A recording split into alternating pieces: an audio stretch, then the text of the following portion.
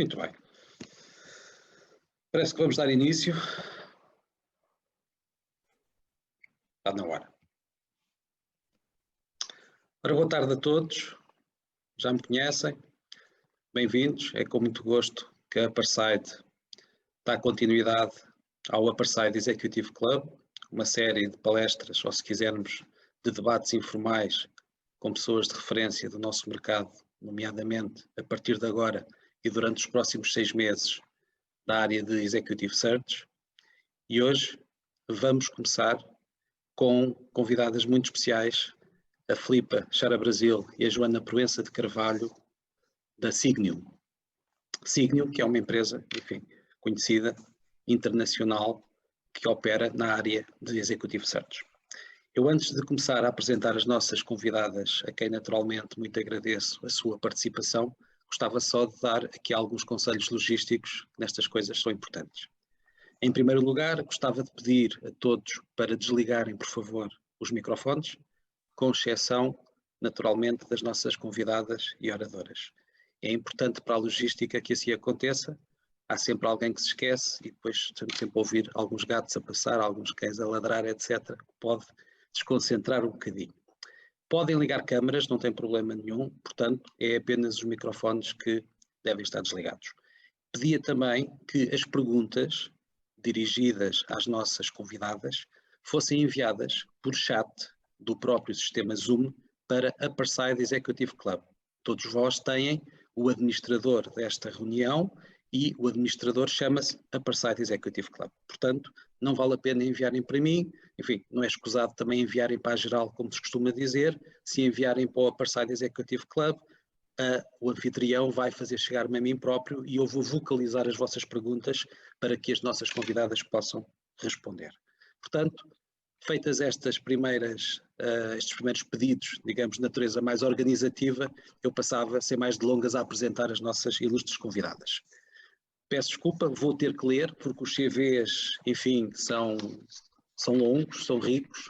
Isto não tem nada a ver com a idade das senhoras, portanto, Filipa e Joana não me matem, é mesmo com a riqueza.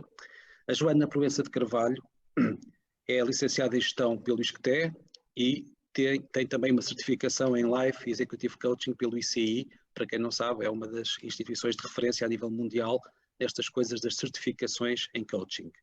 A Joana começou a sua carreira na Anderson Consulting, como consultora, logo na área do capital humano. Isto, provavelmente, como vamos ver, marcou a sua carreira. Em 2001, integrou a Heidrick & Struggles, uma empresa de executive search de referência mundial, e fez parte da equipa que lançou e desenvolveu a área de serviços de liderança, ou se quisermos, Leadership Services, em Portugal, e também colaborou no lançamento na Europa do Sul e na região da América Latina. Portanto, normalmente nestas multinacionais há responsabilidades locais e participa-se também em projetos de natureza internacional, que foi o que aconteceu nesta altura com a Joana Proença de Carvalho.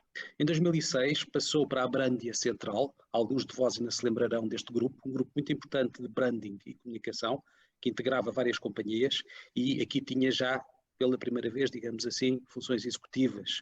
Era responsável por recursos humanos e por toda a área de suporte, com operações em Portugal, em Angola e no Brasil. De 2012 para 2015, por razões também familiares, foi viver para o Brasil e durante este tempo foi partner da FESA. A FESA, F-E-S-A, para quem não sabe, é uma empresa muito, muito forte em termos de executive search, nomeadamente na área de financial services. No Brasil, naturalmente, onde esteve e ajudou a lançar serviços de consultoria. Teve projetos em cidades como São Paulo, Rio de Janeiro, Curitiba, Porto Alegre, Brasília e Belém, ou seja, de facto conheceu o Brasil do ponto de vista pessoal e do ponto de vista profissional. Regressou a Portugal e, neste momento, ela é Senior Partner da Signum e é também a líder da prática em termos globais para a área de Leadership Consulting. Portanto, responsabilidades Senior Partner do Escritório de Lisboa e responsabilidades globais na área de Leadership Consulting. A Joana, enfim, tudo somado, tem mais de 22 anos de experiência profissional na área de capital humano, mais de 15.000 horas de trabalho dedicadas à avaliação e análise de perfis executivos, desenvolveu projetos para variedíssimas indústrias, tanto na área de Executive Search como na área de consultoria, incluindo Corporate Governance, organização, capital humano em geral. Joana Proença de Carvalho, muito obrigado pela sua participação. Está feita a apresentação. Obrigada, eu. Passando, muito obrigado, muito obrigado. Espero não me ter enganado em nada. Da última vez, com o último convidado, cometi um lapso, portanto, espero que esteja tudo bem. Ia só acrescentar que eu comecei aos 12 anos, portanto, somando esses 22 tenho 34. Com certeza, exatamente.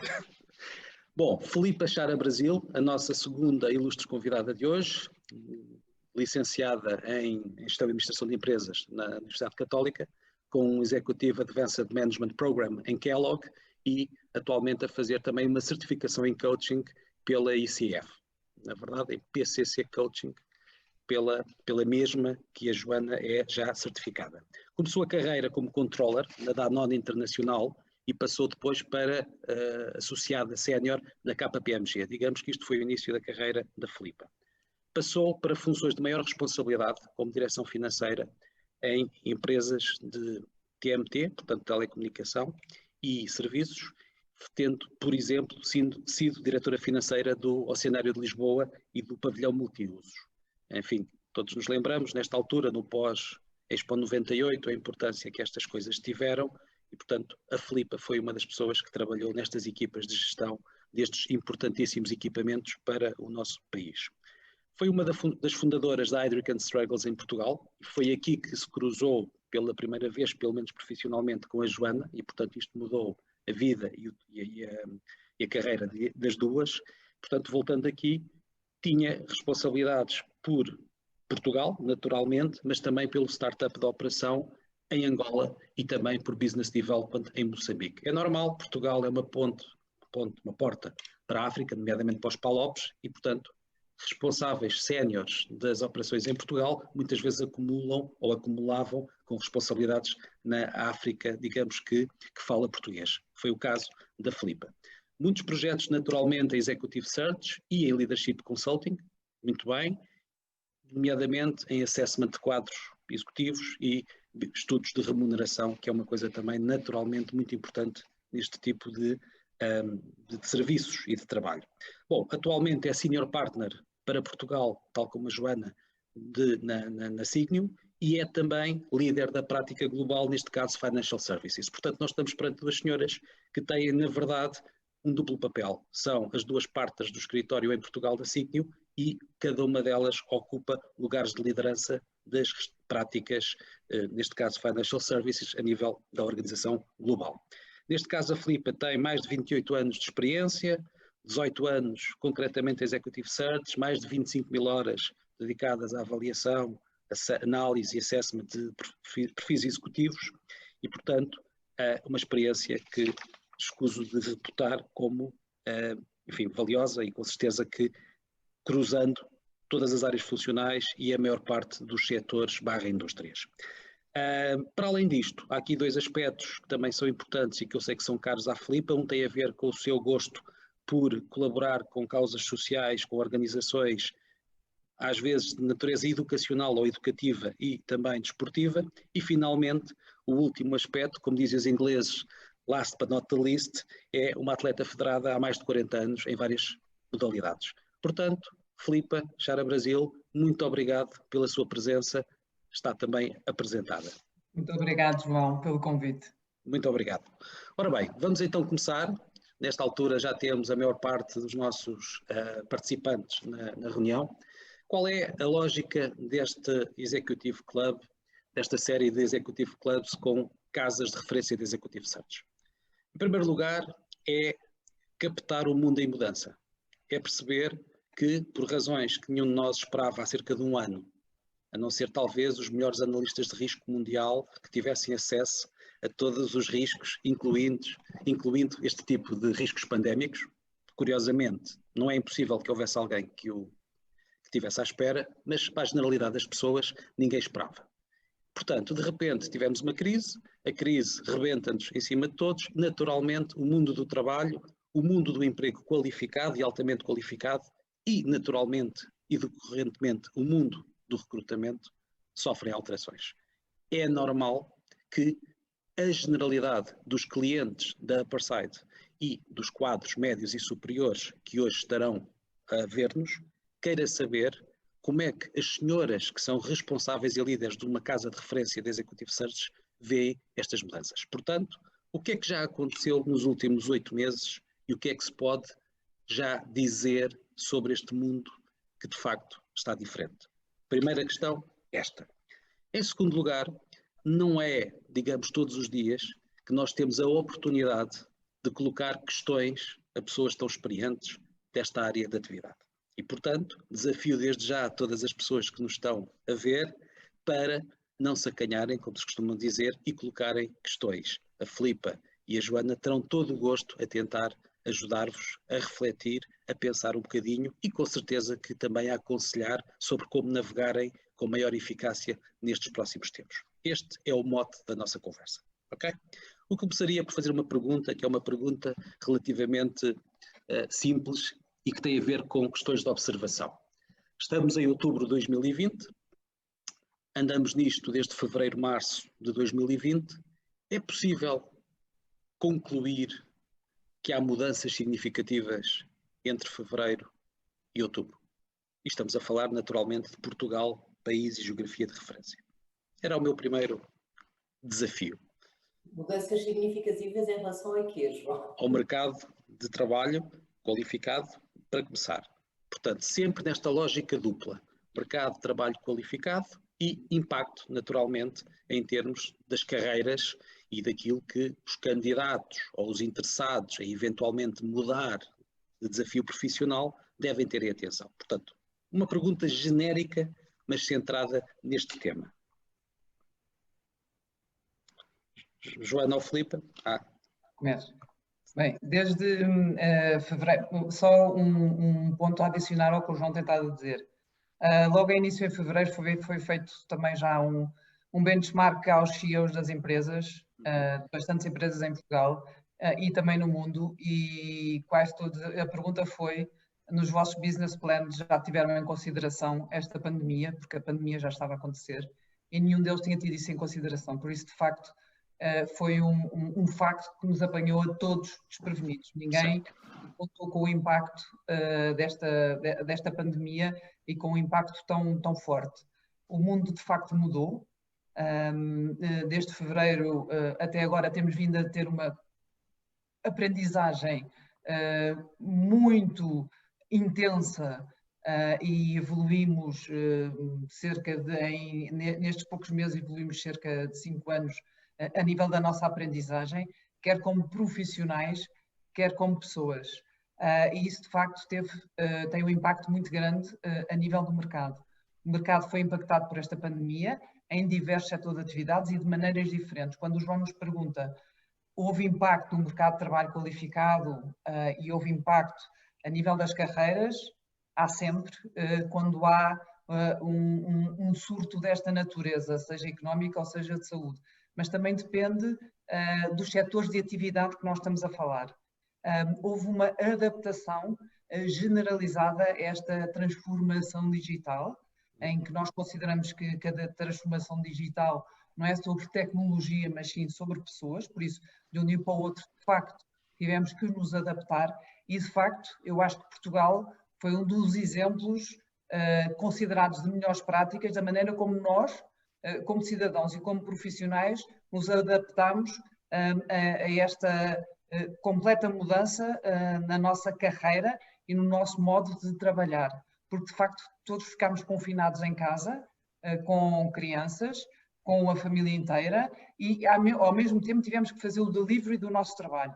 Por isso impactou enormemente e fortemente a nível das nossas competências como líderes e como profissionais, porque tivemos que, ao mesmo tempo, fazer coisas que nunca tínhamos feito anteriormente. Por isso, de facto, o mundo mudou desde fevereiro até agora, tanto que o que nós anteriormente falávamos na indústria 4.0 e na sociedade 4.5 de VUCA, de volátil, incerto, complexo e ambíguo, hoje em dia é TUNA, é turbulento, é incerto, é novo e é ambíguo. Por isso, de facto, mudou.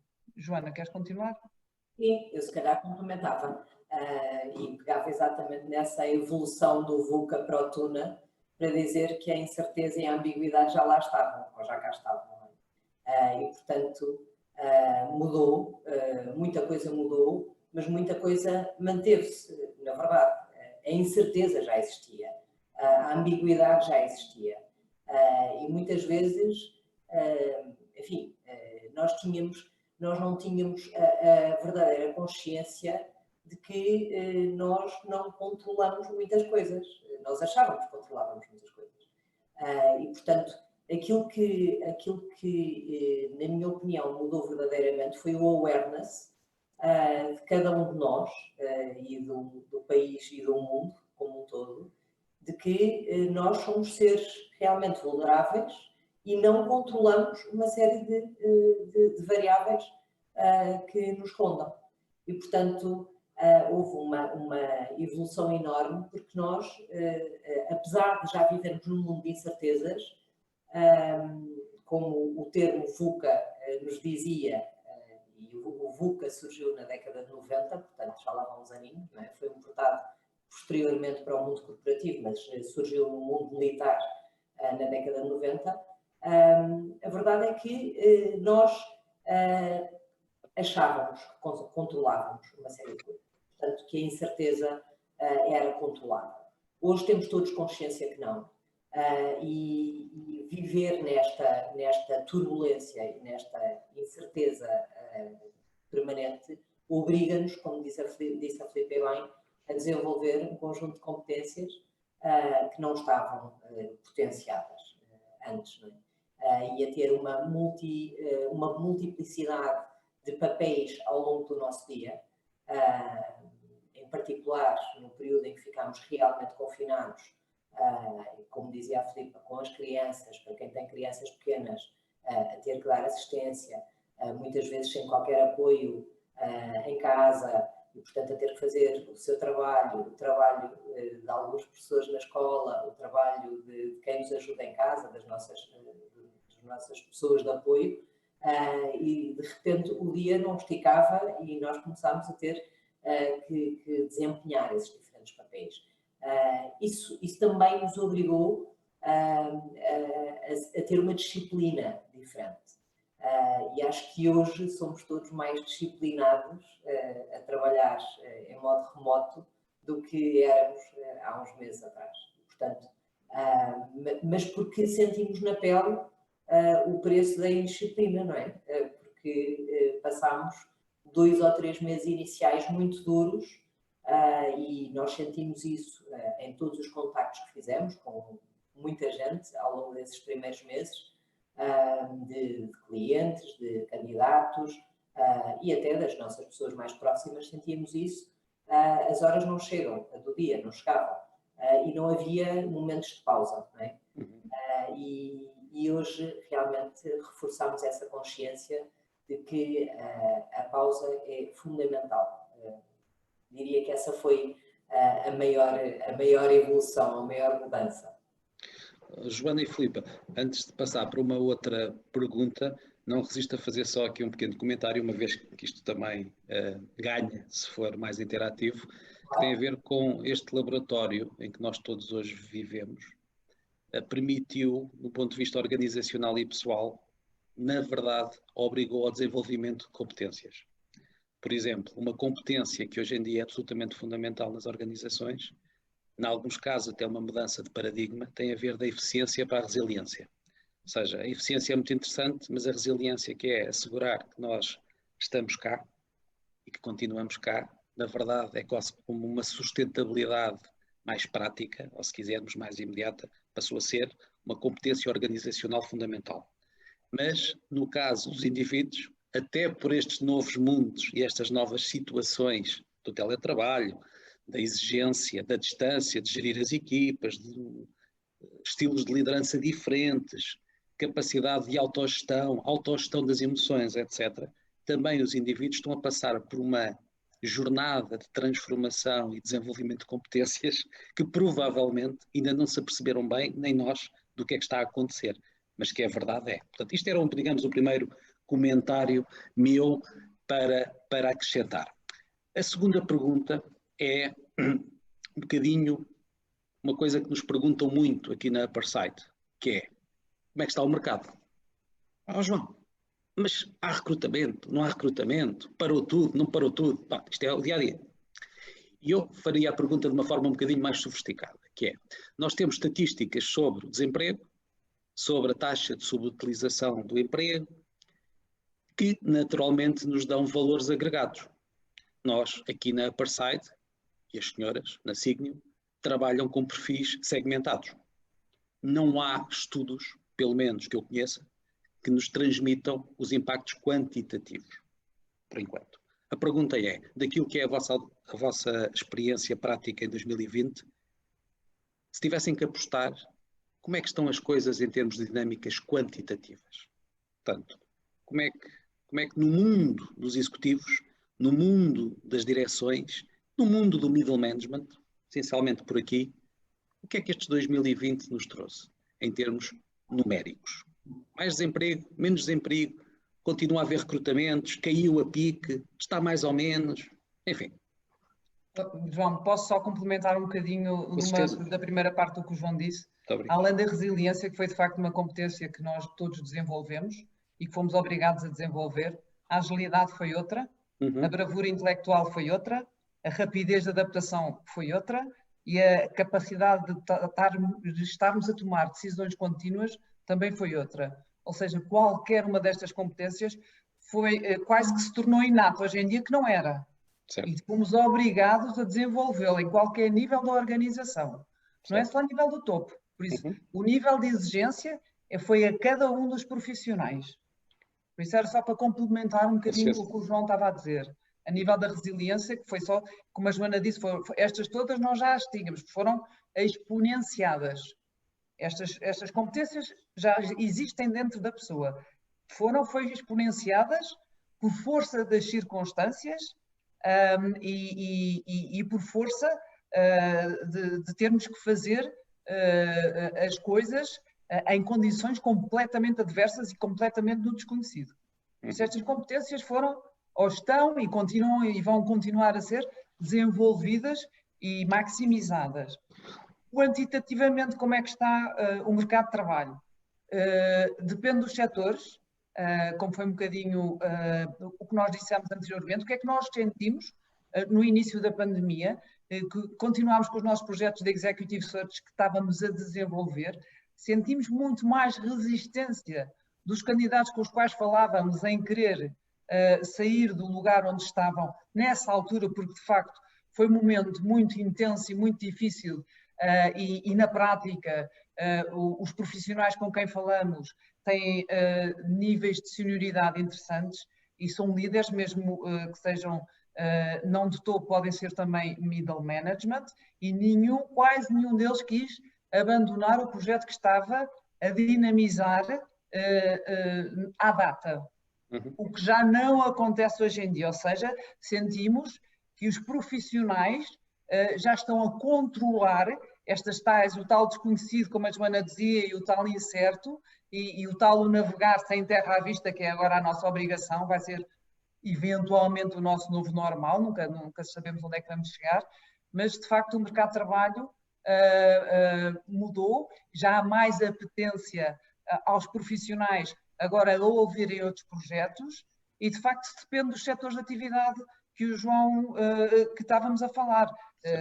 Se falarmos da área de transportes aéreos, da parte de restauração, da parte de hotel, da parte de hotéis e turismo, a parte toda cultural e em mais pequenas empresas é evidente que as situações vão ser difíceis de gerir.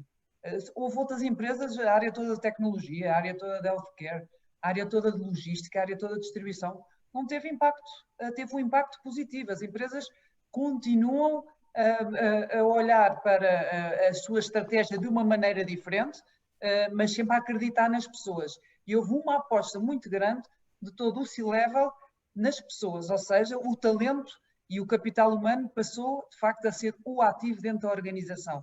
A parte de relacionamento e a parte de conhecimento das próprias pessoas, porque são eles responsáveis também pela saúde das pessoas. Por isso, houve uma aproximação dos níveis mais altos das organizações para todas as suas equipas. Isso foi o que eu senti. E houve também uma aproximação dos recursos humanos, das direções de recursos humanos aos negócios e à estratégia da organização, de facto. Gerou-se em muitas organizações onde infelizmente isso ainda não acontecia, e digo infelizmente porque entendemos que é um papel obviamente estratégico para a organização, não é? Essa função de recursos humanos, mas percebemos que em muitos casos onde ainda não acontecia essa relevância da função de recursos humanos, ela passou a existir. Foi um aspecto positivo deste processo.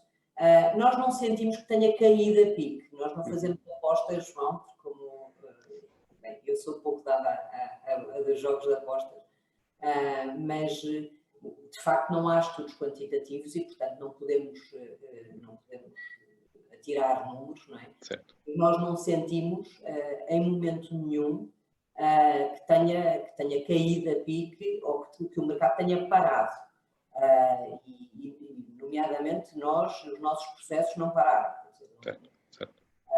Não tivemos nenhuma situação dessas e, portanto, continuamos business as usual. Agora, efetivamente, como comentou, tivemos muitos potenciais candidatos que nos primeiros meses não quiseram sequer ouvir falar de novos projetos, porque se sentiam comprometidos com a organização e porque entendiam que não era o momento para abandonar o barco quando alguns estavam realmente em situações difíceis. E, portanto, ficou evidente o compromisso dos nossos executivos com as suas organizações e isso foi bom, foi positivo de perceber. E isso mudou um bocadinho nos últimos, talvez, 3 meses. Certo. A partir do momento em que se começou a conseguir minimamente ganhar alguma perspectiva, a disponibilidade mental dos candidatos também foi outra. E também surgiram oportunidades ao longo deste processo. Tal como a Filipa dizia, há setores que tiveram, enfim, não é bom dizer isto, mas tiraram grandes benefícios desta pandemia, portanto cresceram e tiveram oportunidades. E em todos os outros, que assim não foi, tiveram ou têm que se reinventar. Todos nós vamos ter que passar por esse processo de reinvenção, não é? Dos nossos negócios, da forma como trabalhamos, e isso obrigatoriamente vai fazer o mercado mudar. Novas competências são necessárias, como estávamos a comentar há pouco, novos projetos vão surgir e, portanto, não sentimos, pelo menos nós, do lado da Signia, não sentimos essa quebra abrupta, sinceramente. Certo. Os nossos clientes também não, quer dizer... Claro. Não, é bom saber isso, é bom ouvir essa perspectiva e eu gostava só de complementar dizendo que os nossos indicadores vistos da Upperside, que trabalha do outro lado em termos de ecossistema, batem totalmente. Como é que batem totalmente? Por exemplo, uma vez que 80 a 90% dos nossos clientes, com mais ou menos urgência, de uma forma mais ou menos seletiva, de facto estão disponíveis para uma mudança de carreira, nós verificamos que nos primeiros meses pós-pandemia, o número de conversas exploratórias que nos foram solicitadas caiu. Foi o único momento da nossa história em que isso se notou. Mas rapidamente retomou, de tal maneira que hoje diria que até estamos com um ritmo de pedidos, apenas só de conversas para nos conhecerem, que se calhar é mais elevado que alguma vez. O que tem a ver com um bocadinho com, por um lado, a lealdade às organizações, por outro lado, uma lógica de risco, naturalmente. Okay? Quando as coisas mudam todas, ninguém percebe bem para onde, é um bocadinho temerário às vezes mudar. Esse é o primeiro ponto.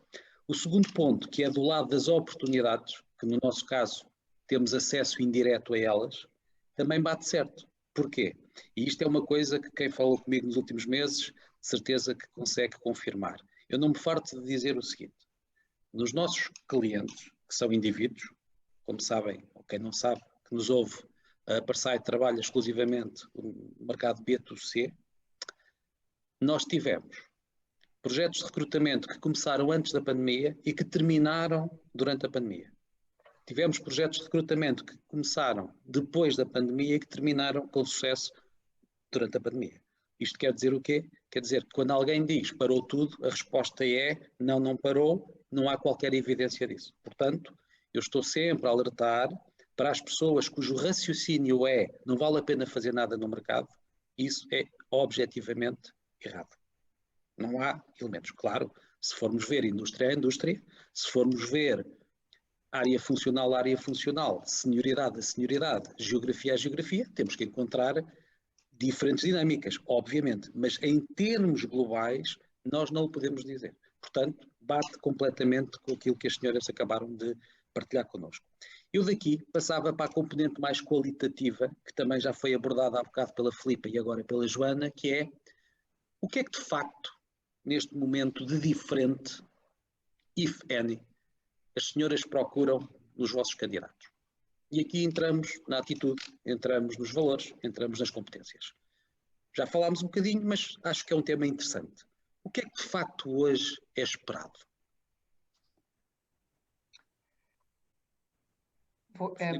A pergunta, não sei se me vou repetir um bocadinho. Não, mas força, porque eu gostei bastante daquele leque de competências. Não, mas é exatamente sobre esse leque de competências. Vou voltar só um bocadinho atrás, que a pouco acham-me chata. A dados. Está comprovado que com o trabalho, com o teletrabalho, nós trabalhamos mais de 30% do que o normal.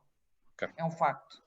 Está provado que todas as pessoas que trabalharam de acordo com um purpose da organização, ou um sentido de organização, trabalharam muito mais.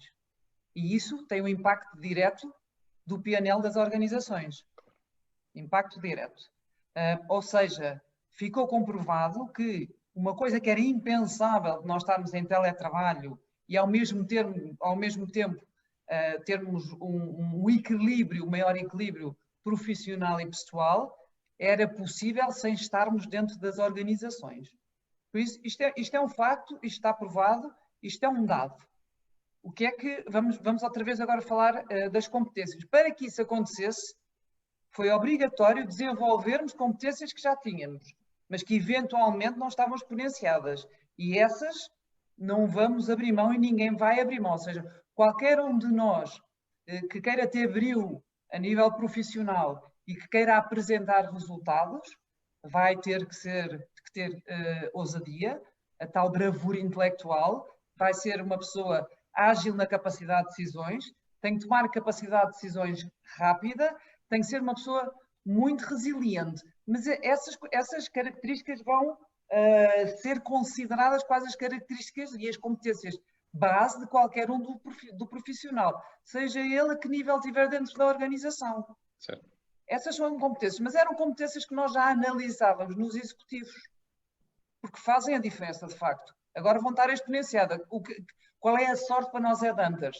É que hoje em dia, com o facto de durante estes meses todos, toda a gente ter trabalhado nessas condições completamente adversas, essas competências foram autodesenvolvidas, como que houve um autodesenvolvimento dessas competências. Nós, obrigatoriamente, sem nenhuma aprendizagem, sem estarmos preparados, tivemos que as desenvolver.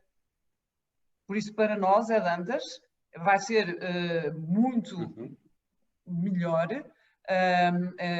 porque se evidenciam logo essas competências que para mim são de facto, além da ética e que já estava como um pressuposto e dos valores, essas são claramente aquelas que se tiveram que exponenciar dentro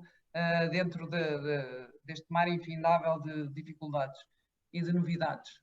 Vamos para o desconhecido, continuamos no desconhecido, mas vamos continuar assim. Certo. Mas, João, eu acho que a lista de competências é tão exaustiva, não é? Que é difícil e seres perfeitos não existem. Nenhum de nós é perfeito. Enfim, e nós, obviamente, como a Filipa dizia, há algumas competências que nós procuramos sempre nos candidatos para posições executivas. E a Filipa falou na ética, na capacidade de mobilização de pessoas e de influência, de gestão de equipas, skills de liderança em geral, não é? Mas, enfim, hoje, obviamente que as competências que procuramos nos líderes e nos nossos candidatos dependem de projeto para projeto, dependem de cliente para cliente. Para nós, o fit cultural com o cliente é fundamental e, portanto, perceber muito bem qual é a cultura do lado do recrutador, do cliente, e procurar características nos candidatos que melhor se adequem a essa cultura é um aspecto fundamental. E aqui vou passando aqui um bocadinho a publicidade, mas a Filipa tem uma longuíssima experiência de Executive Search. A minha experiência é muito mais em consultoria de liderança e temos, por regra e como mais-valia, diria, o hábito e o costume de as duas trabalharmos em conjunto cada projeto, porque temos olhares diferentes, porque de facto as combinações de características em cada pessoa, as combinações são tantas as possíveis que, enfim, é quase impossível avaliar por competência a competência. Portanto, tendencialmente, a Filipa olha para os candidatos sob uma perspectiva e eu, tendencialmente, olho por outra. E a complementariedade destas duas visões tem sido muito benéfica para os nossos projetos. E, portanto, nós tentamos sempre fazer o nosso trabalho em conjunto e consideramos que realmente é a nossa mais-valia trabalhar estas duas componentes, digamos assim, do Executive Search e do Leadership. Mas há duas, eu diria só duas competências que eu acho que são fundamentais hoje e que têm a ver com, que estão aí um bocadinho subliminares daquilo que a Filipa disse, mas a gestão de risco, a capacidade de gestão de risco, que é fundamental, e depois a capacidade de tomar decisões de uma forma rápida e, enfim, com a possibilidade de errar. E, portanto, essas duas características, essas duas competências hoje são fundamentais, em particular na ótica do investidor, por exemplo. Certo. Muito obrigado, Joana e Filipa. Eu sugiro, para que a nossa audiência possa falta-me agora a expressão, beneficiar ao máximo da vossa presença, passar às perguntas. Já recebemos as primeiras. Naturalmente, eu peço desculpa a quem, enfim, não tivermos tempo de abordar a respectiva questão. Naturalmente, algumas serão redundantes. Portanto, vou tentar encontrar aquelas que me pareçam mais relevantes para a generalidade da audiência. Também, de acordo com a nossa transparência aqui na Parside, eu vou referir o nome das pessoas que colocam as questões, porque acho que é uma forma de agradecer publicamente o interesse. O Raul Simão, que está em Bogotá e que manda saludos para todos nós, basicamente antecipou-se na pergunta, perguntando quais é que são de facto as novas competências que são necessárias. Esta parte nós tivemos a responder, mas pergunta uma outra coisa curiosa, que é, como é que o indivíduo pode fazer um exercício de self-awareness e de identificação dos seus gaps? É curioso, não é tanto, ok, já sabemos, e agora e eu faço o quê com isto? Isto é, digamos, a primeira pergunta. A segunda pergunta vem do Javier Rosa, que está em Madrid. Saludos para o meu querido amigo Javier. E a pergunta é, o uso maciço e regular do teletrabalho pode permitir a deslocalização do talento? Já não é preciso estar no mesmo escritório, às vezes nem no mesmo país, para trabalhar a equipa. Pergunta, já estão a observar este fenómeno no mundo da procura de talento?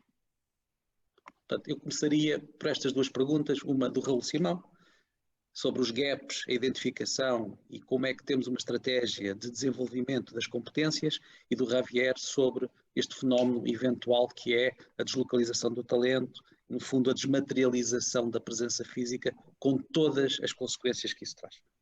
Proponho-me responder à primeira, a segunda. Então estamos alinhadas e não estamos juntas, estás a ver? Certo. Primeiro, como é que eu tomo consciência e depois o que é que eu faço com isso? Certo. A tomada de consciência, enfim, eu diria que é a parte mais difícil. O que é que eu faço com isso é a mais fácil. E para uma verdadeira tomada de consciência, eu diria que é preciso alguma ajuda, algum apoio externo, um feedback. É algo que nós não estamos, na nossa cultura portuguesa, não estamos habituados a pedir feedback, desde logo, e não sabemos bem dar feedback. São duas coisas que nós devíamos aprender. E ouvir, mais do que ouvir, escutar, não é? Quando nós pedimos feedback, e há exercícios tão simples de fazer. Há pouco tempo, eu própria passei por um processo enfim, por um programa de desenvolvimento, e um dos exercícios era exatamente isso. Deram uma lista de pessoas, de relações comigo, não de nomes, mas o pai, a mãe, o amigo, enfim, o ex-chefe, e disseram, fala com estas pessoas e pede para te dizerem quais são os teus 3 pontos fortes e as tuas áreas de desenvolvimento. Isto é um exercício que custa um bocadinho a fazer. Pegar no telefone, ligar àquele chefe com quem já não falamos há 5 anos, que se calhar até ficou assim, enfim, com alguma pedra no sapato connosco, ou nós com ele, e é um exercício de uma enorme humildade, não é? E não é para comentar, é para ouvir. É para ouvir. E quando nós fazemos este exercício, que não exige propriamente ter que passar por um processo de coaching ou utilizar uma ferramenta, um survey online para o fazer, é tão simples como termos a predisposição para o fazer e pegarmos no telefone e fazermos. Nós ouvimos coisas sobre nós que são muito interessantes e que nos trazem tal awareness sobre o que é que são áreas que eu posso finalmente continuar a trabalhar e quais são aquelas em que eu devo alavancar o meu desenvolvimento, porque já são pontos fortes. E isto leva-me depois para aquilo que é o que é que eu posso fazer com isto. Aquilo que eu posso fazer é investir no meu próprio desenvolvimento. Se eu quero desenvolver-me, se eu quero crescer, eu não posso estar à espera que seja a minha organização permanentemente a empurrar-me e a fazer-me crescer, não é? Eu tenho que fazer o meu próprio desenvolvimento. E hoje em dia, a nossa vida está tão mais facilitada e até em termos de custos, se quiser, é tão infinitamente inferior o investimento que nós podemos fazer nisso, em termos financeiros, com relação àquilo que teria que acontecer há 5 anos atrás, porque hoje em dia há muita formação disponível online, até gratuita. Ler um livro, pensar sobre ele, ver um filme, discuti-lo com os nossos amigos, tudo isso faz parte do nosso processo de desenvolvimento. Obviamente, depois temos formações executivas altamente conceituadas e muito bem estruturadas e que nos dão, para além de tudo mais, e falamos nisso muitas vezes aos nossos candidatos, além de nos darem muitas ferramentas técnicas, não é? de desenvolvimento profissional, também nos dão network e a possibilidade de conhecer pessoas e discutir estes assuntos com elas. Portanto, eu desafiava aqui a nossa audiência a fazer este exercício de self-awareness e, enfim, depois investir não é só numa ótica financeira, obviamente, é investir em termos de tempo, que nem sempre temos e, portanto, vamos ter que o retirar de outra coisa qualquer, mas se calhar também passamos tanto tempo no telefone, agarrados às redes sociais, se calhar se tirarmos meia hora por dia, não é assim tanto e trabalhar. Muito obrigado, Joana. antes de passar à Filipe, só para dizer que o que a Joana disse, só para sublinhar, é muito importante. É só isto que eu quero dizer. É mesmo muito importante. Só isto. Ora bem, então o Javier falava um bocadinho sobre a questão da deslocalização, dos fenómenos. Filipe, já se começa a observar isso por cá? Javier, sim, é um fenómeno que já existe, hoje em dia mais nos níveis mais técnicos dentro das organizações e nesse sentido mais orientados para a área tecnológica, ou seja, de Artificial Intelligence. Há muitas especificidades que nós não encontramos cá em Portugal, por isso estamos a recrutar no mundo inteiro e hoje em dia o que está a acontecer é que a pessoa fica no seu país de origem, ou seja, otimiza os custos, quer para a empresa que não vai ser obrigada a fazer uma expatriação, quer para a própria pessoa em si, que está integrada dentro da empresa, que pode ser cá em Portugal ou noutro país qualquer, mas que está no seu próprio país. É para as funções mais baixas, dentro mais técnicas dentro das organizações, já é mandatório, já é um must to have. O teletrabalho veio para ficar, na minha opinião, não no formato só de teletrabalho, eu penso que no futuro vai funcionar a nível de um trabalho híbrido, metade presencial, metade em teletrabalho, para as funções de mais nível de responsabilidade já está a começar a acontecer, mais nas pessoas que tinham funções em países, dentro das organizações portuguesas, mas em países fora de Portugal, a nível mundial, e que já estão a voltar para Portugal e que a partir daqui vão trabalhar nesses países, mas a partir de Portugal. Por isso, o que anteriormente era obrigatório que eles ficassem em qualquer país como ou Gana, ou Nigéria, ou México, ou Honduras, ou qualquer um desses países, hoje em dia são pessoas que já tiveram a experiência desse país, já voltam para Portugal, que é o seu país de origem, e a partir daqui vão funcionar através destas novas tecnologias de trabalho. Por isso, estamos a falar muitas vezes de cargos de direção, Filipe. Não, sim, a nível de topo, ou seja, C-level, quer os CEOs do próprio negócio, em qualquer um dos países, que já tem um conhecimento tão profundo do país, já pode voltar e a partir daqui vai dirigir o negócio, mas cá baseado em Portugal e mais uma vez uma otimização de custos para ambos os lados, quer para a empresa, quer para o profissional em si, que já pode estar ao pé das suas famílias e no seu país de origem. Por isso, a resposta é sim e cada vez mais é essa tendência que se vai seguir. Sim.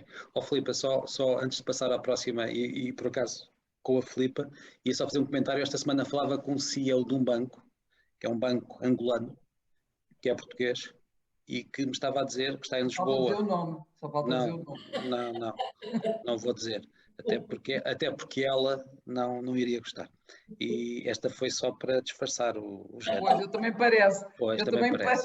Pronto. E a experiência, portanto, esperemos que essa senhora não nos esteja a ouvir. A experiência dizia, bom, eu tenho uma comissão executiva de 12 pessoas, algumas estão lá, outras estão cá, outras estão na África do Sul, e João, funciona tudo sobre rodas. Era só este comentário. Era interessante. Filipe, eu queria só manter, porque o Javier Rosa complementou, entretanto, com uma outra pergunta que eu acho uma pergunta muito interessante, porque várias pessoas me fizeram já, que é, com as reuniões interativas em teletrabalho, onde estão 20, 30 pessoas a trabalhar, até que ponto é que isto pode conduzir a prazo a organizações mais horizontais? Ou seja, até que ponto é que lugares de middle management, desfia intermédia, etc., neste novo mundo, serão tão necessários como parecem ser hoje? Como é que isto pode transformar, de facto, os modelos de liderança e os modelos organizacionais? Acho que é uma pergunta que é potente e que muitas pessoas, às vezes, estão a tatear isto. O que é que me têm a dizer? Ou o que é que nos têm a dizer? O João, quando se refere em middle management, refere tudo o que seja abaixo de todas as pessoas profissionais, seja abaixo do C-level, é isso? Na verdade, sim, nós estamos a falar sim, de chefias intermédias abaixo de C-level. Portanto, nós hoje temos muitas pessoas que são chefes de equipa, que são, enfim, numa estrutura naturalmente muitos lugares de management têm algumas equipas. E quando nós olhamos para uma área, não é? É normal, ainda hoje, no modelo organizacional, termos, vamos dar um exemplo, Assistant Brand Managers, Grupo Brand Managers e Marketing Managers, que reportam ao diretor de marketing. E, na verdade, se o trabalhar de uma forma mais horizontalizada, com a tecnologia em que nós conseguimos ter à volta da mesa a trabalhar 20, 30 pessoas, um departamento inteiro, se isso altera a justificação para ter níveis intermédios? Penso que é esta a pergunta que o Javier queria colocar. Eu vou-lhe responder com a experiência que tenho do que eu tenho observado. Reuniões de 20 a 30 pessoas para tomarem decisões é difícil, em que se chega a alguma conclusão. O que eu tenho assistido são equipas muito mais pequenas, essas 30 pessoas são divididas em equipas mais pequenas e cada uma tem uma missão. O tal Agile dentro das organizações é separar exatamente essas 30 pessoas e fazer núcleos mais pequenos, e a partir daí sim há a tomada de decisão. Ser middle management ou ser mais abaixo de middle management ou mais acima não faz diferença nenhuma dentro da organização. O que as organizações estão a pedir das pessoas é que cada uma tenha a capacidade de ser criativa, de inovar, de trazer resultados e de tomar decisões. Por isso, ser middle management ou ser diretor ou ser abaixo de middle management não faz diferença nenhuma de uma organização. Agora é cada vez mais exigente. É exatamente o contrário. É se exigir também aos middle managers que tomem decisões, que tenham a capacidade de rapidez de tomar decisão e que as suas equipas apresentem respostas para o que está a ser pedido. Por isso, essa pergunta da horizontalidade... Certo. Eu acho que a pergunta tem aqui duas partes que estão respondidas pela Filipa, não é? Que é, primeiro, tem a ver com a horizontalidade em que a Filipa diz que, com a sua experiência, a resposta é não, mas que o novo estilo de liderança, em qualquer nível da empresa, sim, tem que ser diferente. Portanto, acaba por ser, no fundo, uma súmula. E o que é exigido hoje em dia nas empresas é que a estrutura organizacional seja um músculo. Aquilo que nós achávamos que era o tal plano, a horizontalidade já deixou de existir, por isso não percebo muito bem a pergunta, porque hoje em dia é exigido que isso seja um músculo. O que quer dizer que seja um músculo? Tem a capacidade de reagir no momento que é preciso. Filipe, o problema da pergunta tem a ver, isto é em castelhano, depois passa para portunhol, para Portugal. Não, o que eu estou a dizer é que hoje em dia já nem a estrutura organizacional da empresa pode ser plana, tem que ser um músculo, por isso veja lá a diferença no mundo em que nós estamos. Certo. O ser plano não existe, já não existe. Na verdade, estávamos a falar apenas da supressão de alguns eventuais níveis intermédios em função de podermos tecnologicamente estarmos diretamente a conversar com mais pessoas. O que a Filipa diz é que está provado que todas as funções em que é exigido qualquer indício de sensação, de experiência que não é nos dado por uma máquina, são necessárias as pessoas. Eu acho que isso é um mito, na minha opinião. Muito bem. Vou ler mais uma pergunta. Esta pergunta vem do Helder Santos, a quem saúdo, e que diz assim: há dias conversava com um CEO que me dizia que o teletrabalho dificulta e pode a médio curso eliminar a identificação de talento na camada média das organizações. A espontaneidade de propor novas formas de trabalhar que se vivia no dia-a-dia, num ambiente dito normal. Quais as competências que se podem estar a atrofiar, entre aspas, e que convém continuar a alimentar neste novo normal? Portanto, aqui é um bocadinho dizer que o teletrabalho, por ser teletrabalho, por um lado, afasta a detecção de talento, eventualmente, nos níveis intermédios, e por outro lado, que há questões que têm a ver com a espontaneidade das relações humanas face-to-face que podem eventualmente perder-se. O que é que isto vos ocorre de comentar? Obrigada, Helder, pela pergunta. De facto, há uma preocupação enorme das organizações hoje com o tema, mais do que a identificação de talento, com o tema da cultura. Porque é difícil construir, manter, dinamizar uma determinada cultura à distância. Mas esse tema coloca-se de uma forma mais gritante para os níveis mais júniores, para os mais do que no middle management, para os níveis mais júniores das organizações. Como é que se passam os valores, como é que se passa uma forma de agir, de atuar no dia-a-dia, quando no dia-a-dia nós não estamos com a pessoa. Isso leva-me a outra competência que os líderes e se calhar o middle management e o top management também têm algum trabalho aqui a fazer, e não é em todas as organizações, nem são todos os líderes, obviamente, alguns estão bastante aptos para aplicar, mas que tem a ver com a clareza naquilo que é transmitido sobre aquilo que é expectável da função e da pessoa, portanto, a definição de objetivos e de expectativas, e a capacidade de avaliar o grau de cumprimento desses objetivos. E, portanto, quando nós, de facto, não somos capazes de, para a nossa equipa, definir com clareza aquilo que esperamos das pessoas, depois dificilmente conseguimos avaliar aquilo que elas nos estão a entregar, não é? E, portanto, aí eu diria que como é que se trabalha essa questão, como é que se garante a identificação de talento nas organizações com bons modelos de avaliação de talento, de definição de expectativas e de acompanhamento, follow-up dessas entregas. Isto no trabalho remoto, naturalmente.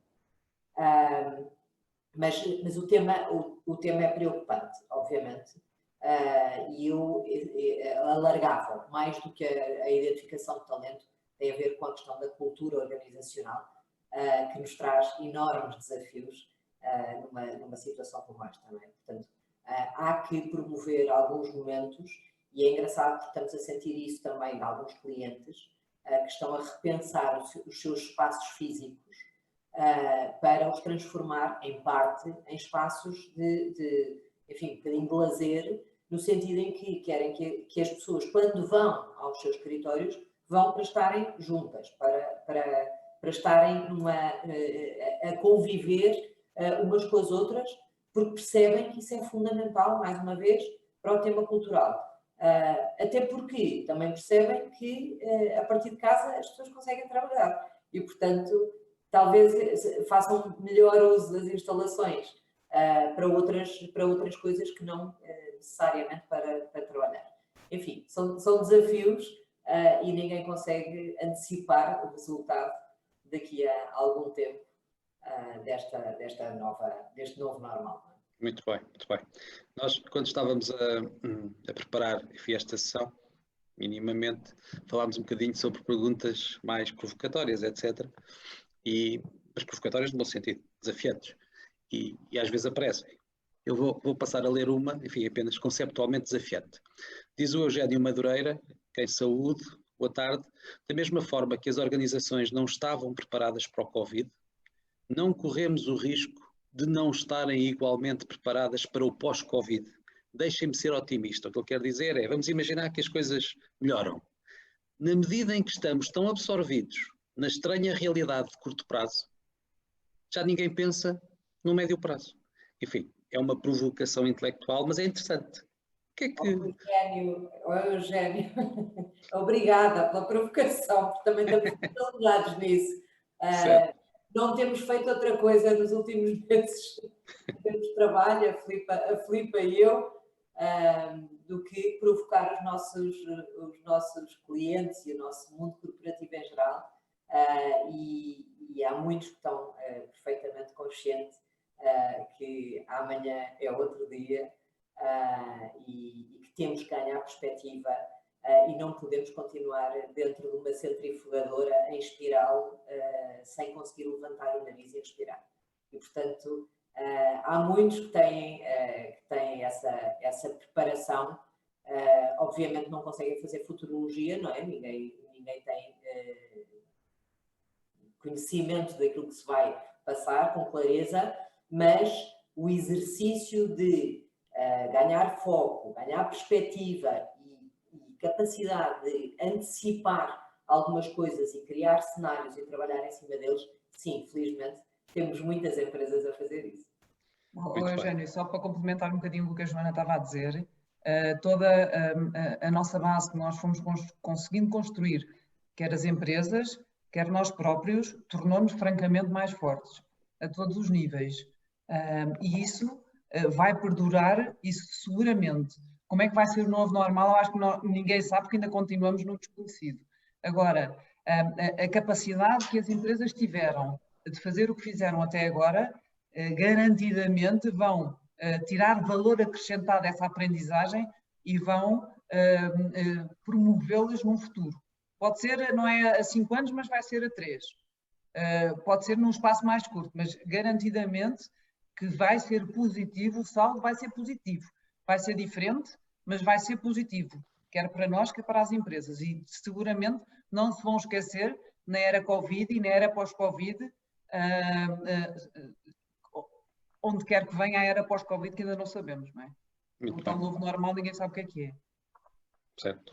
Antes de passar à próxima pergunta, ia só apenas, enfim, desafiar a audiência, se quiserem colocar mais perguntas é agora, uma vez que nós temos mais um tempinho, e antes de fecharmos, não é todos os dias, uma vez mais, que temos estas senhoras connosco, portanto, por favor, venham lá perguntas. Passa à próxima. Eu também acho, desafio, vamos exatamente. Vamos embora, vamos ajudar. Vamos embora. Então, estamos aqui para ajudar. Vamos a esta. Pergunta ao Mohamed Bashir, a quem saúdo. Pergunta à Joana e à Filipa quais as funções cuja procura aumentou no período pós-pandémico. Exemplos, HR, Restructuring. Obrigado. É esta a pergunta. Nós ainda estamos no período pandémico. Ainda não podem responder. Mohamed, ainda não saímos da pandemia. Ainda estamos. Certo. Depende dos setores, depende de tantas coisas.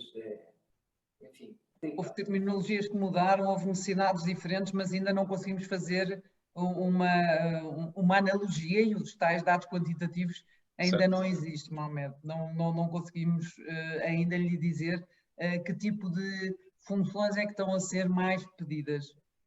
O tal Chief Digital Officer que já existia, ou Innovation, ou Future, Chief Future Officer, o que quer, ainda não assentamos, e ainda há pouco tempo estava a ouvir falar que hoje em dia precisamos é de ter os boards dentro das organizações, um board de ética de Digital Analytics, que é uma coisa que eu ainda não tinha ouvido falar, por isso eu acho que todos os dias temos uma novidade, um bocadinho uma característica que nós estamos a ver.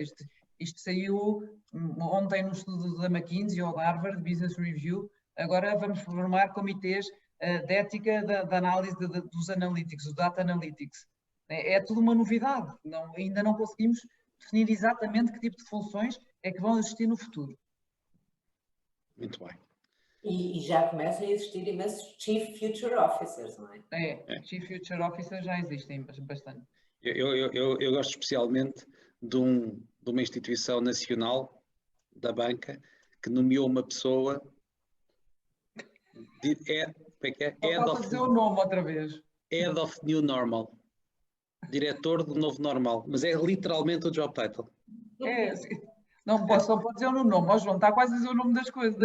Não vou dizer. Não sei que não vai dizer, mas com essa descrição há pouquinho.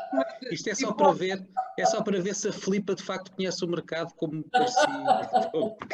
Já é a segunda. Ainda bem que não são ter gafes. Ainda bem que é o João. Não há problema. Continuo. Diga lá mais. Olha, então vou fazer mais uma gafe. O Nuno Angi Silva, essa pessoa que vocês não conhecem, diz-me assim: penso que todos nós reconhecemos 3 tendências. Uma que tem a ver com, do lado da procura das empresas, do alargamento do trabalho equipa interna, corporate, para o trabalho em rede, com parceiros exteriores. Ou seja, de funções internas para funções externas, cada vez mais, por um lado, distantes, organizacionalmente, são externas, mas mais acessíveis e especializadas. No fundo, trabalhar com vários especialistas externos. Primeira tendência. Segunda tendência, do lado da procura, toda a lógica da inteligência artificial, nomeadamente em áreas de trabalho de alto valor acrescentado. Portanto, tudo o que tem a ver com robótica, automação, inteligência artificial, machine learning, todas essas coisas. E terceiro, finalmente, uma terceira, tem a ver com uma outra coisa, que é uma certa migração do emprego a 100% por conta de outrem, para pessoas que trabalham de forma independente, servindo várias empresas. No fundo, quase como tendo uma função para vários empregadores. Não é bem isto, mas percebem a ideia. A pergunta do Nuno é: o Covid veio acentuar pelo menos 2 destes traços, que é a utilização da externalização de altos especialistas e também a criação de pessoas que trabalham para vários empregadores. Pergunta: a Signium já está a viver, a testemunhar esta realidade menos clássica de emprego e de recrutamento? 2. O que é que podem fazer para ajudar neste novo contexto? Até é a pergunta sintetizada. O que é que podemos fazer para ajudar neste novo contexto? Certo. Então, Nuno, dentro destas tendências que o Nuno estava a referir, na minha opinião, são todas válidas, sendo que não são só tendências da era Covid, mas sim já eram tendências anteriores. Ainda eu estava a rever uma apresentação que tínhamos feito no início do ano, em que dizia que em 2020 a tendência era que 50% das pessoas sejam entrepreneurs e tenham a própria empresa e sejam elas a prestar serviços às outras empresas. Isto foi no início do ano ou no fim do ano de 2019. Por isso, de facto, isso já era uma tendência. Os business partners e também é de facto uma realidade. E o que é que nós podemos fazer, e também a parte da migração por conta de outra, são todos os três, são todas verdades e todas as tendências que o Nuno referiu. O que é que nós podemos fazer para ajudar? Podemos fazer dando apoio em tudo o que seja necessário relacionado com opiniões sobre o que quer que seja a nível dos diversos setores de atividade, a nível do mercado de trabalho, a nível de benchmarks salariais, a nível de tudo o que as pessoas necessitarem, podem recorrer a qualquer uma de nós, que nós estamos aqui para dar resposta, para vos ajudar e para ver que tendências é que existem, como é que se podem enquadrar, o que é que pode existir, que tipo de setores de atividade é que estão a oferecer mais esse tipo de serviços. Podemos ajudar em todo esse sentido. E, Filipe, eu ainda reforçava aí com mais uma ideia, que é, e realçando que de facto essas 3 tendências em particular já vinham a acontecer, e já vinham a acontecer há bastante tempo atrás, já começamos, e por exemplo o interim management, enfim, que é algo que se ouve falar há muito tempo, mas na verdade ele não acontece em Portugal. E enfim, eu tenho na minha experiência 4 anos de trabalho no Brasil, e o Brasil tem uma prática muito bem preparada e existe na realidade esse interim management. Em Portugal isso não existe ainda, e eu acho que esta era Covid vai ser um acelerador para que isso venha a existir. Cada vez mais, aquilo que as organizações precisam a cada momento são de competências. Competências para cumprir uma determinada missão. Missão essa que vai terminar depois da manhã, e essa competência vai se tornar desnecessária e vai passar a ser necessária uma competência completamente diferente. Portanto, cada vez mais, estas relações colaborativas e esta forma consultiva de trabalhar vai ser o futuro. Acreditamos nisso há muito tempo, não é de agora, vimos a falar disso com clientes há muito tempo e, inclusivamente, temos a experiência de clientes contratarem, através de nós, contratarem alguns advisors, alguns consultores, digamos assim, e, portanto, para projetos em particular, como prestadores de serviços, e não para uma função, obviamente com uma responsabilidade, mas não para tirar os quadros e ser um contrato sem termo. É isso que quer dizer. Temos essa experiência efetiva e inclusivamente de pessoas que trabalham para vários clientes, digamos. Muito bem. Muito obrigado. Agora que estamos a entrar nos últimos 15 minutos, as perguntas mais incisivas. O Nuno Almeida, que é nosso colega na Upperside e que nos escreve de ceia, pergunta: na área de legal já se notam mudanças? Podem ajudar-me, a ele que é advogado, a perceber quais são as mais notórias? Portanto, advogados, escritórios de advogados, ramos do direito, etc. Há alguma coisa que toda esta pandemia também esteja a provocar? Penso que é este o sentido da pergunta. Eu vou só responder, a Filipe vai responder, vai responder profissionalmente, eu vou responder pessoalmente, eu espero que sim.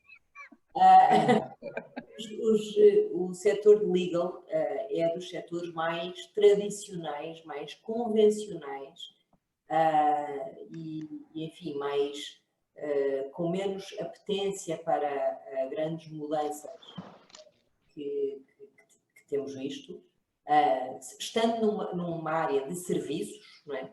Sendo uma área de serviços e, portanto, tendo toda uma panóplia de possibilidades para evoluir numa série de aspectos, é altamente tradicional e convencional e, enfim, a título pessoal, tenho sentido as dificuldades da não evolução desses setores em pessoas que me são muito próximas, porque os modelos de trabalho continuam a ser exatamente os mesmos e com tudo aquilo que numa fase de pandemia que ainda vivemos está a acarretar, não é? Portanto, os impactos ainda estão para chegar, ou pelo menos as adaptações aos impactos, de certa maneira. Pergunta... Por favor, profissionalmente, porque isto foi certo. Pergunta aqui o Gustavo Pereira. Boa tarde, Gustavo, olá. Minha pergunta tem mais a ver com o Vil Metal. Sentem o mercado em baixo em termos de remunerações? Sentimos, não é um mercado em baixo em termos de remunerações, é um mercado diferente em termos de remunerações. Vou começar pela parte positiva. Estão a ser dados benefícios que não eram dados anteriormente, ou seja, o facto das pessoas terem garagem não era dado anteriormente, hoje em dia é dado a parte da garagem. Outros fringe benefits para facilitarem a vida das pessoas e que garantam a saúde das pessoas. O que eu tinha dito inicialmente, o purpose e a obrigatoriedade do C-level e das lideranças das organizações terem por cada uma de nós, por cada saúde de cada um de nós, leva a que tenha estendido a forma de fringe benefits. A nível de pacotes de remuneração, no base não tem havido alteração da experiência que nós temos até agora, o variável vai seguramente ter naqueles que têm um impacto direto com o P&L das empresas. Se tem um modelo de remuneração variável que está diretamente ligado com o P&L das empresas e com o P&L da própria unidade de negócio, naquelas áreas que tiveram mais dificuldade vai mudar seguramente e nas outras áreas seguramente também vai haver uma alteração, porque como nós não sabemos o que é que vai acontecer no futuro, creio que a tomada de decisão em relação à avaliação de performance e de atribuição de remuneração variável, cá está um bocadinho também o risco que a Joana falava, vai estar dependente do risco que a empresa pode ou não correr. Não é tem, é pode ou não correr, nomeadamente a nível de tesouraria. As empresas vão estar de facto preocupadas com a tesouraria, mas porque não sabem o que é que vai acontecer no futuro, nenhum de nós sabe. Achávamos que a pandemia estava controlada até setembro ou na reentrada e está o descalabro que está. Por isso ninguém sabe o que é o futuro. Filipe, continuando aqui neste registro muito de remate à baliza, pergunta ao Manuel Nicolau, cumprimentos, Manuel. Será que agora em Portugal finalmente a idade vai deixar de ser preconceito? Esta pergunta... Não, a idade, eu vou discordar dessa frase, porque a idade não é um preconceito. Eu também. Não sei de onde é que veio essa ideia, mas todas as pessoas que eu tenho visto, tenho falado, tenho entrevistado, a idade nunca foi um preconceito. Em nenhuma das empresas portuguesas ou das empresas que estão a atuar em Portugal. Pois, Eu vou reforçar, João, eu vou reforçar. Eu sou um bocadinho mais bruta, João. Quem eu? Não, eu é que sou um bocadinho mais bruta. Não tem. Não tem. Sou eu, João, pronto, hoje foi a Filipe, mas normalmente sou eu. Sim. Força, Joana. Eu vou reforçar contando uma história. Aqui há um ano atrás, um ano e meio atrás, um cliente, enfim, que fez uma descrição de um perfil daquilo que queria e tinha 3 condições que nós não podíamos realmente falhar. Tinha que ser uma mulher, tinha que ter menos de 50 anos e não podia ter passado por uma de 2 empresas. E o candidato escolhido foi um homem com 51 anos e tinha background nas 2 empresas que o cliente nos disse que não podia ter passado. Isto para dizer o quê? Esse preconceito também pode ser uma ótima desculpa para uma série de coisas, nomeadamente para se nós não fizermos, nós, headhunters, não fizermos o nosso trabalho também, não é? Ontem ria-me com uma pessoa que, enfim, estava a falar exatamente desta coisa da idade.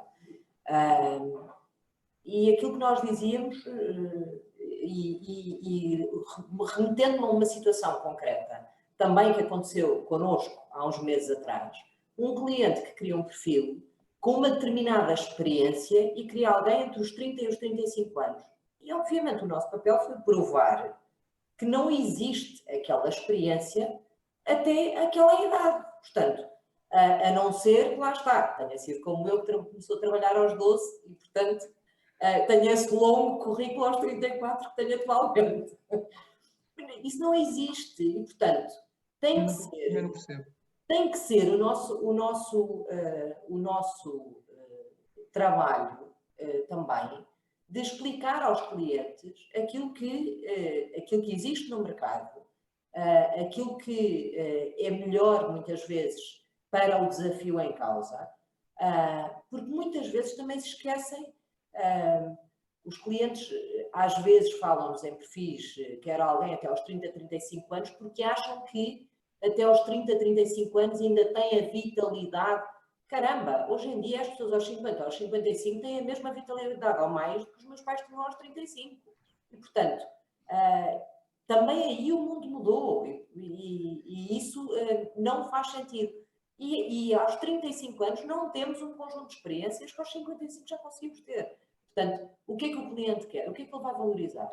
É a idade, se a idade for um critério, ok, muito bem, então vamos pela idade. Mas dizer que a idade é um preconceito, não é um preconceito. Obviamente, toda a gente quer gente nova e ativa e que seja capaz de trabalhar até às 2 da manhã, coisa que a partir de determinada idade já não temos capacidade, já não queremos trabalhar até às 2 da manhã e, portanto, é um bocadinho por aí que pode vir o preconceito.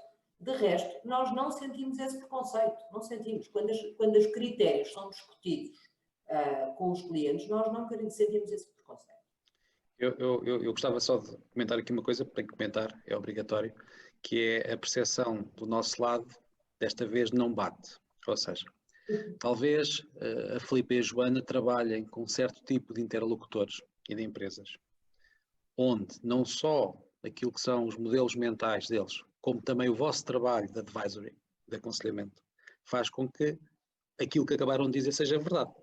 Mas quando nós abrimos para outro tipo de empresas ou para outro tipo de recrutadores, que provavelmente entregam meramente CVs, aquilo que os nossos clientes na Parside, e provavelmente era aqui que o Manuel Nicolau se incluía, é uma barreira que muitas vezes há falta de outra justificação, que é outro dos problemas que muitas vezes acontece, é imediatamente atribuível à idade. Porque se a pessoa não tem feedback nenhum, diz, bem, não foi por falta de competências ou por falta de adequação do meu perfil, provavelmente foi porque eu tenho 55 anos. Portanto, aqui há mixed feelings de muitas pessoas e não é estar a discutir quem é que tem razão ou não tem, eu penso é que estamos perante uma daquelas situações em que todos têm um bocadinho de razão. Depende da segmentação do mercado e dos agentes envolvidos. Isto era apenas um comentário. Para acelerar, porque senão passamos aqui muito tempo neste tema, ia só dizer aqui, falar mais 2 ou 3, e portanto peço desculpa a quem colocou questões interessantíssimas, mas que não temos tempo, que é o seguinte. Primeiro, nós vamos ter, quer queiramos, quer não, desemprego. Vamos ter, porque há empresas e setores fortemente impactados. Isso vai ter várias consequências. Uma delas é, eventualmente, uma baixa dos salários. Efeitos procura-oferta. Pode acontecer. Segundo, libertação de talento disponível. Terceiro, empresas que tenham robustez, que tenham visão, um mercado de recrutamento de talento a sério, mais uma vez disponível, se calhar a um preço e em condições mais flexíveis. Isto é um retrato possível do que vai ser 2021. Portanto, desemprego, pressões sobre os salários, por outro lado, talento disponível, empresas que sejam estrategicamente mais visionárias a serem capazes de se reforçar no mercado, ou é, digamos, uma construção artificial que eu fiz. O que eu fiz para definir isto já agora foi pegar em várias perguntas de várias pessoas e cozê-las aqui live. João, vamos lhe responder a isso também de várias maneiras. Talento disponível no mercado tem havido nos últimos anos em Portugal. Excelente talento disponível no mercado, independentemente da idade. Por isso, certo, esse talento disponível no mercado é uma constante que tem vindo a acontecer em Portugal e está a ser muito bem utilizado, como bem diz, por aquelas entidades e organizações que têm essa visão que, de facto, precisamos desse tipo de pessoas. Isto tem sido uma constante nos últimos 4 anos, pelo menos, Joana, corrige-me se eu estiver errada.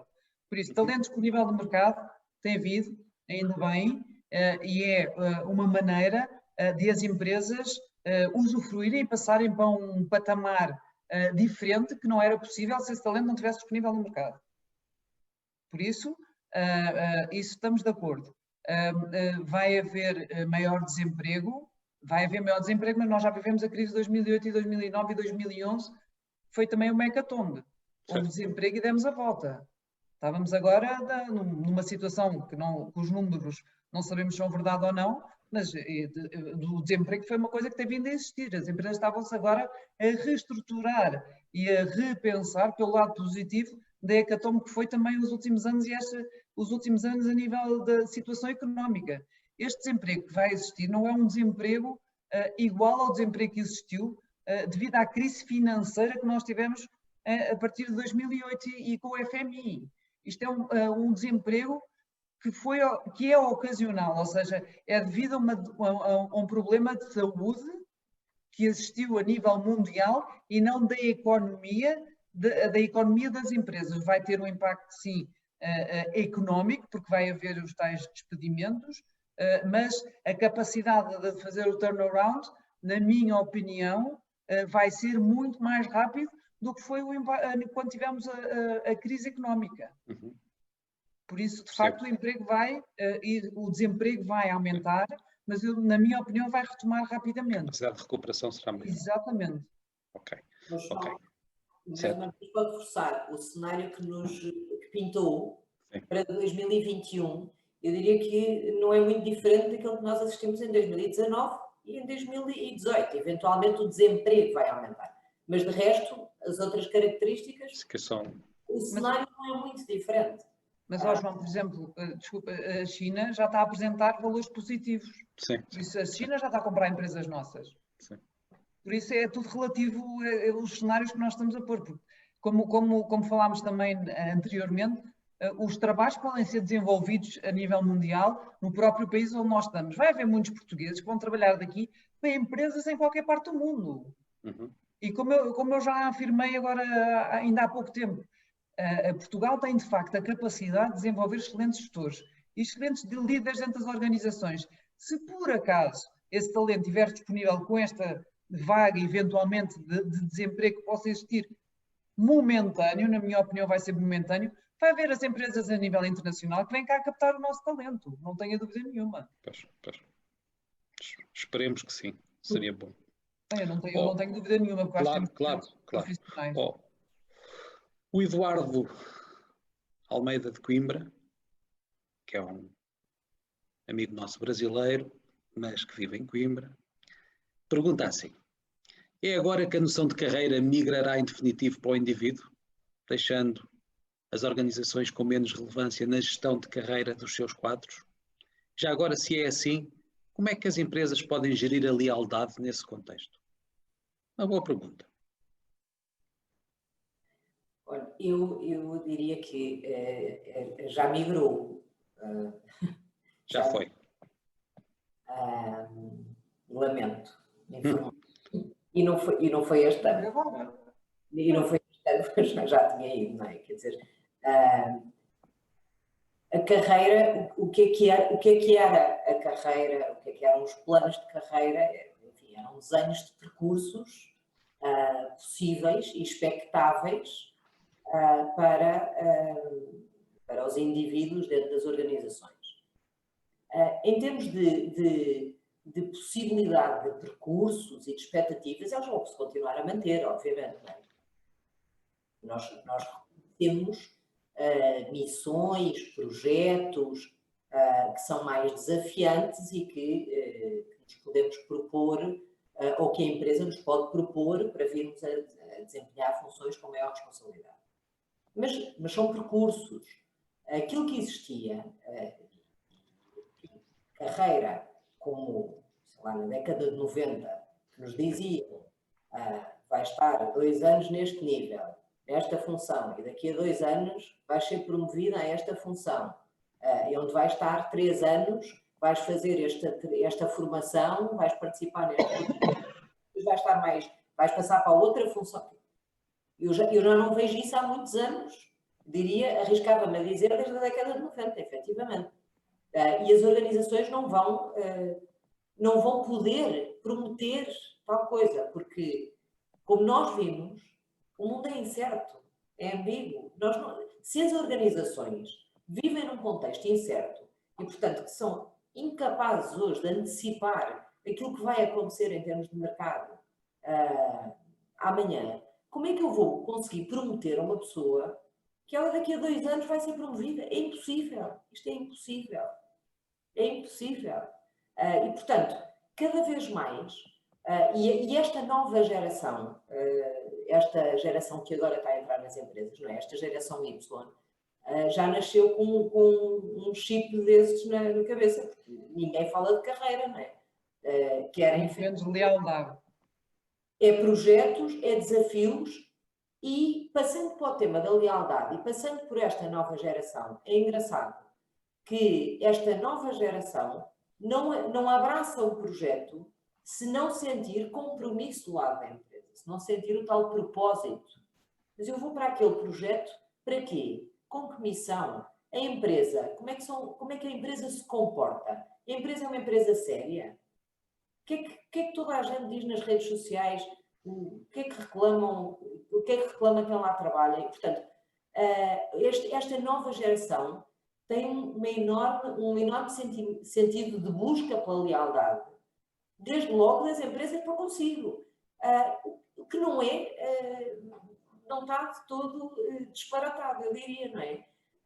Portanto, isto é uma troca. Por um lado, a empresa é um lugar que me vai propor e que me vai promover no sentido de proporcionar desafios diferentes, e por outro, eu tenho que ter uma enorme lealdade com a empresa para me disponibilizar e para antecipar a possibilidade de eu contribuir para desafios diferentes.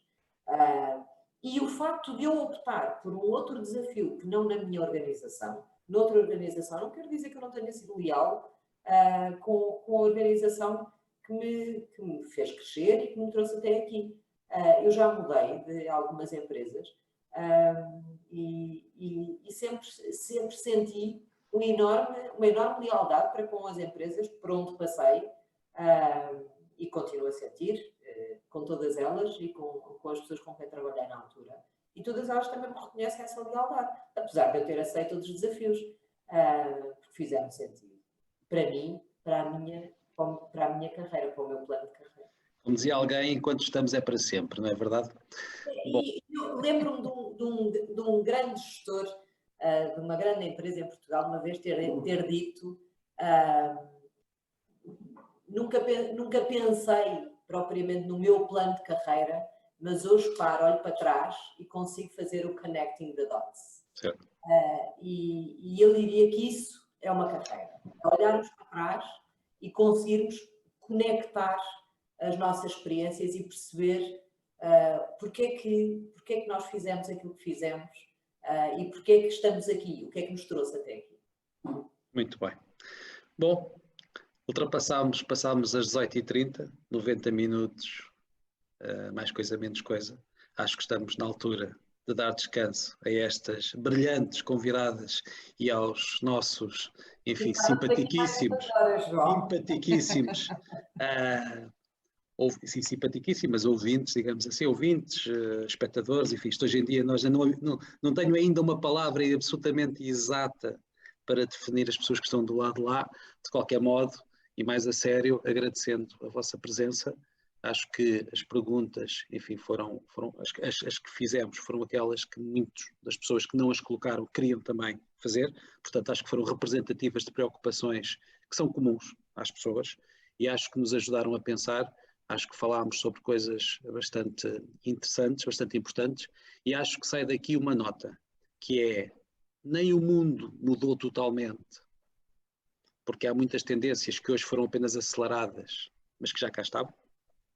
Segundo lugar, que há competências que também, quer queiramos, quer não, foram desenvolvidas e que vão ser muito úteis nos próximos tempos, e que é preciso ter um trabalho de auscultação e de desenvolvimento rápido dessas mesmas competências.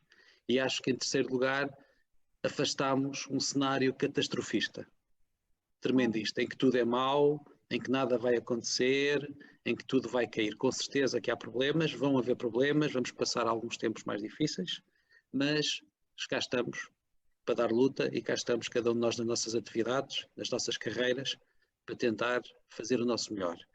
Portanto, acho que se conjuntamente tivermos este estado de espírito, talvez o resultado final até como país seja um bocadinho melhor do que o contrário. E acho que esta nota, que é uma nota otimista, seria aquela que eu deixaria à laia de despedida, agradecendo uma vez mais a todos o que estiveram e informando que tivemos 92 pessoas a assistir, o que é um número bastante relevante e que também nos deixa cheios de satisfação. João, se nos deixar também, claro, da nossa parte, desde já agradecer imenso o seu convite e o convite da Parside para estarmos aqui e agradecer imenso o interesse e a participação destas 92 pessoas que tiraram uma hora e meia, mais de uma hora e meia do seu dia para estarem a conversar connosco e para nos estarem a desafiar também a pensar noutras lógicas. E eu queria só também adicionar uma breve coisa, que estamos aqui, a Joana e eu, para vos ajudar em tudo o que precisarem. Por isso, caso não tenhamos respondido a alguma pergunta, caso necessitem de ajuda para alguma coisa, o João dá-vos o nosso contacto, podem entrar em contacto com o João como quiserem, mas estamos aqui para vos ajudar em qualquer momento da vossa carreira, o que vocês precisem, alguma opinião que queiram sobre o que acharem adequado e que seja dentro da nossa área e o nosso setor de atividade, estamos aqui as duas disponíveis. Muito obrigado, Filipe e Joana, pela vossa simpatia, amabilidade e também por esta porta aberta que com certeza que será usada por algumas das pessoas que estão